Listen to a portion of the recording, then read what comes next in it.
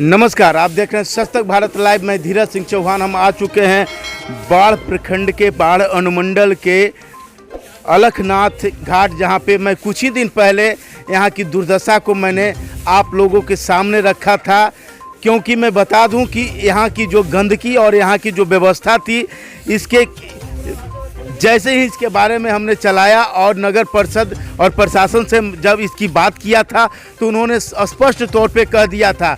नगर परिषद का कहना था कि यह जो मंदिर बना है और ये जो व्यवस्थाएं हैं वो व्यवस्थाएं हमारे हाथ में नहीं आती है, जिसके कारण से यहाँ पर यह दुर्गति हुई थी। लेकिन आज इसी का कायाकल्प करने के लिए हमारे अनुग्रह नारायण सिंह महाविद्यालय में जो एनसीसी 38वीं बटालियन के जवान और साथ ही एनएसएस का जो जवान है वो सभी लोग मिलकर और ये अनुज सर के नेतृत्व में यहाँ पे साफ सफाई जोरों से हो रही है और भी घाटों का सफाई हुई है और लगातार इस मुहिम में लगे हुए हैं। मैं बता दूं कि नमामि गंगे और कई तरह के प्रोजेक्ट जो कि गंगा को निर्मल और स्वच्छ बनाने के लिए लग रहे हैं, लेकिन उस सारी की सारी प्रोजेक्ट कहीं ना कहीं से किसी कारण से ये प्रभावित है। लेकिन आप देख सकते हैं कि हमारे पास एनसीसी और ये तमाम बैनर है जो हम आपको दिखाना चाहेंगे।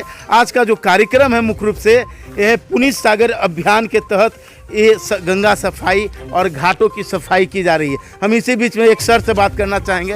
हाँ सर, नमस्कार सर, हमारे चैनल में आपका स्वागत है। Thank you sir. हम लोगों ने लगातार प्रयास किया कि यहाँ पे जैसे ही कुछ साफ सफाई हो और खास करके जो गंगा, जिसे स्वच्छ निर्मल गंगा कहने की बात हम लोग कहते हैं, और यहाँ घाटों पर जहाँ पे सैकड़ों गांव के लोग यहाँ आते हैं गंगा स्नान करने के लिए की सफाई। आज आपका क्या अभियान है सर? हमारा एक कार्यक्रम है पुनीत सागर अभियान जी, जिसका कि निर्देशन 38 बिहार बटालियन के commanding officer colonel Rajiv Bansal और हमारे महाविद्यालय के प्रधानाचार्य डॉक्टर ध्रुव कुमार के द्वारा किया जा रहा है। इसमें सहयोग देने के लिए हमारे सामाजिक कार्यकर्ता गुलशन जी भी आए हुए हैं और हम लोग 2 दिन यहाँ टहल करके नोटिस किया कि हमको काम कहाँ करना है, और जगह कहीं होने किया। आपने भी एक बार अलखनाथ घाट की चर्चा की थी, तो हमने अलखनाथ घाट पर आज आकर के और अपने नौजवानों को निर्देश दिया है, गाइड किया है, मोटिवेट किया है कि इस घाट की सफाई हमें करनी है। तो ये सर, ये जो सफाई है आपका अभी है या लगातार इस तरह का अभियान? नहीं, हम लोग पिछले बार भी किए थे, 1 साल पहले भी यहाँ हम लोग काम किए थे। बीच में पैंडेमिक में थोड़ा सा गतिविधियाँ स्लो हुई थी। पैंडेमिक के पहले भी हमने अलखनाथ घाट की सफाई की थी। हमारे बच्चे भी हमको सलाह दिए कि सर अलखनाथ घाट पर जो पहले सफाई हुई है उसका भी फोटो अपने ऑफिस में लगा हुआ है, लेकिन फिर नहीं हो रहा था। काफी दिन तक आप लोगों ने तैयारी किया। तो आप संदेश क्या देना चाहते हैं बाढ़ वासियों को और हम संदेश नगर परिषद को जो कि आंख मूंद कर सफाई की तरफ देख नहीं रहे हैं? हम यहाँ स्थानीय लोगों को ये जिम्मेवारी देते हैं और ये संदेश देते हैं, जिम्मेवारी देंगे नहीं, हमको जिम्मेवारी लेनी चाहिए। और यहाँ ये संदेश देते हैं कि ये गंगा का घाट अलखनाथ घाट, इसकी स्वच्छता हम सबों की जिम्मेवारी है और हम इसमें भागीदारी दें। और सिर्फ सफाई करने से नहीं, साथ ही साथ हमें ये जिम्मेवारी लेनी होगी कि हम गंदा नहीं करें, क्योंकि अभी सफाई करने के क्रम में हमने देखा है कि कई जगह वो देख के लगता है कि ये गंदा नहीं हुआ है, गंदा किया गया। यानी कि उन लोगों से भी आप आग्रह करेंगे कि जो यहाँ घाट का उपयोग करते हैं वो गंदगी फैलाए नहीं, डस्टबिन में डालें और ये सब चीज़ें हैं। तो आप देख रहे हैं कि अनुज सर हैं कि अनुग्रह नारायण सिंह महाविद्यालय से हैं और एक आए हुए हैं एनसीसी की तरफ से ही पदाधिकारी, उनसे बात करना चाहेंगे। सर, क्या नाम हुआ आपका? मेरा हवलदार जीवन थापा। मैं 38 बिहार बटालियन एनसीसी।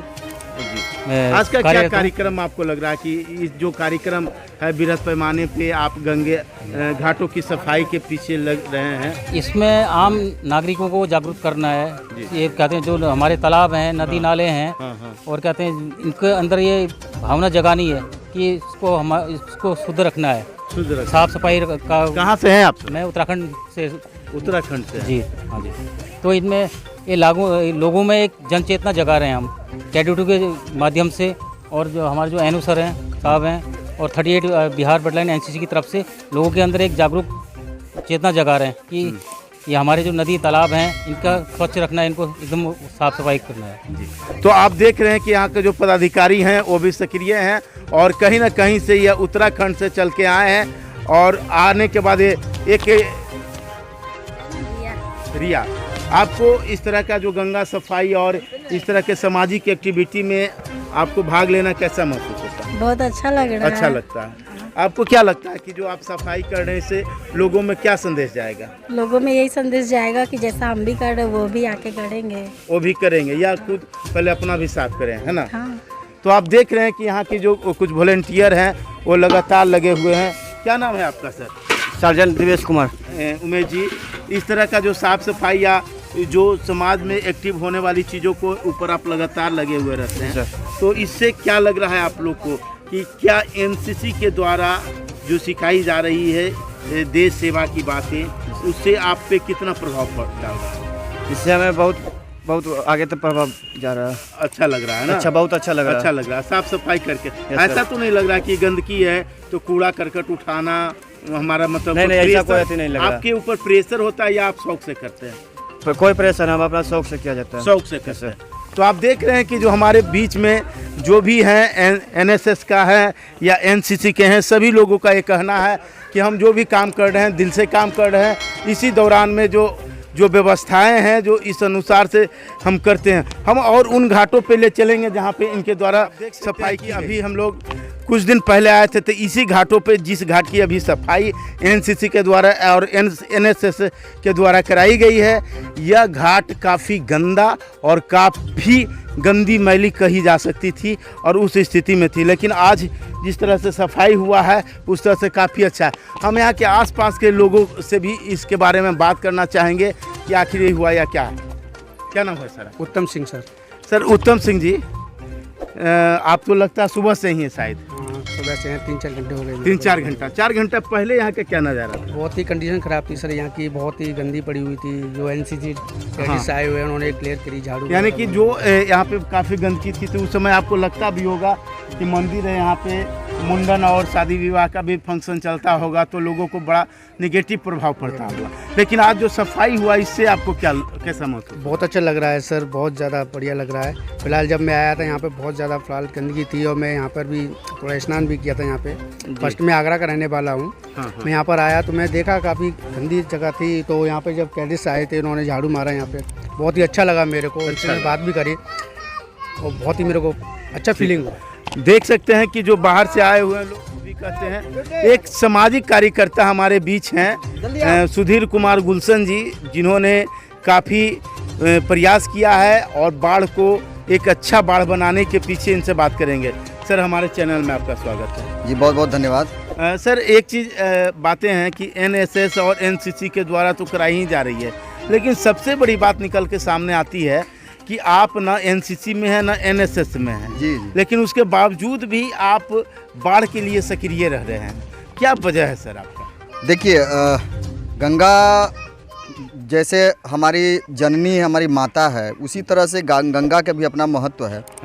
और यदि हमारा जन्म माँ के पेट से होता है तो हम गंगा के पेट में समाहित होकर अपने अस्तित्व को विलीन करते हैं और हम अपने जीवन के अंतिम मुकाम में आ जाते हैं। आ जाइए। ये भी एनवाईके की एनवाई भी है।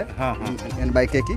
तो ये गंगा की सफाई महत्वपूर्ण है और ये आज़ादी का अमृत महोत्सव मनाया जा रहा है भारत में, और ऐसे में गंगा के ऊपर सफाई का अभियान बहुत ही महत्वपूर्ण है। और ये एक दिन का कार्यक्रम नहीं है, हम लोग प्रयास करते रहते हैं विभिन्न घाटों पे गंगा पे की सफाई करें, साथ ही साथ लोगों को जगाने का काम है। हम एक दिन कर दें इससे कोई सुधार नहीं होगा। हम लोग कोशिश करते हैं कि लोगों को समझाएं। जैसे अभी पूजा देख रहे हैं हो रहा, मैंने इनको भी कहा कि जब पूजा समाप्त हो जाएगा तो कृपया अपनी हवन सामग्री को साइड में फेंक देंगे, न कि गंगा में करें, क्योंकि ये लोग समझते हैं कि हम गंगा में फेंक देंगे तो हमारा उपलब्धि ज़्यादा होगा। ऐसा होता नहीं है। गंगा को स्वच्छ रखेंगे तभी आपको भी धर्म की। क्या नाम हुआ? सुमन। तो आप कहाँ से हैं? बाढ़ से हैं। तो बाढ़ से हैं। आपके नेतृत्व में हमने देखा है कई कार्यक्रम को। इस कार्यक्रम में हमें ऐसा महसूस होता है कि आपके आने से बाढ़ में एक नेहरू युवा केंद्र का एक कद और बड़ा हुआ है। महसूस आप करती हैं? यस। हाँ। तो आपका क्या सोच है? हम बहुत सारे ऐसे चीज़ें हैं, एक मेरा मन में भी ख्याल आता था कि ऐसा है कि बहुत सारे ऐसे संगठन हैं जो कि NYK से रजिस्टर्ड है, लेकिन बाढ़ में कुछ ही संगठन जो हैं पूरे NYK पे हावी है, बाकी जो काम करने वाले भी संगठन है वो डेड हो चुका है। इस पर आपका क्या ये है?